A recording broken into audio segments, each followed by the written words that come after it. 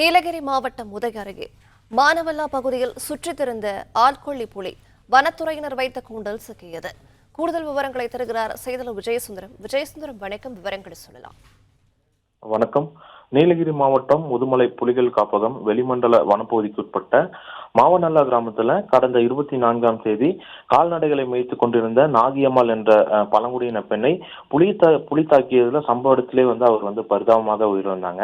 இதனைத் தொடர்ந்து அப்பகுதியில வனத்துறையினர் தானியங்கி கேமராக்கள் பொருத்தியும் கூண்டுகள் அமைத்தும் 40 பேர் கொண்ட குழுவினர் தீவிர கண்காணிப்பு பணியில் ஈடுபட்டு வந்துட்டு இருந்தாங்க. இதனைத் தொடர்ந்து முதன்மை வன பாதுகாவலர் மற்றும் தலைமை வன உயிரின காப்பாளர் ஆகியோர் புலியை பிடிக்க தேசிய புலிகள் பாதுகாப்பு ஆணையத்தின் வழிகாட்டுதலின்படி சிறப்பு குழு அமைத்து கூண்டு வைத்து பிடிக்க அனுமதி வழங்கிய நிலையில வனத்துறையினர் 35 இடங்கள்ல தானியங்கி கேமராக்கள் பொருத்தப்பட்டும் 4 இடங்கள்ல கூண்டு வைத்தும் ட்ரோன் கேமராக்கள் மூலமாக தீவிரமாக கண்காணித்து வந்துட்டு இருந்தாங்க. இதனைத் தொடர்ந்து புலியானை கண்காணிக்கும் பணியில வனத்துறையினர் தீவிரமாக ஈடுபட்டு வந்த நிலையில பழங்குடியின பெண்ணை தாக்கிய அந்த வயதான ஆண் புலியானது வனத்துறை வைத்த கூண்டுல இன்று அதிகாலையில் சிக்கியது.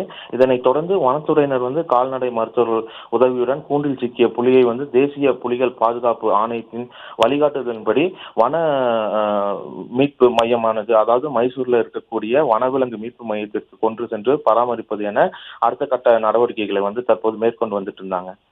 பிளே ஸ்டோர் மற்றும் ஆப் ஸ்டோரில் இருந்து பாலிமர் செயலியை QR கோடு மூலம் பதிவிறக்கம் செய்யுங்கள். செய்திகளை உடனுக்குடன் பெறுங்கள்.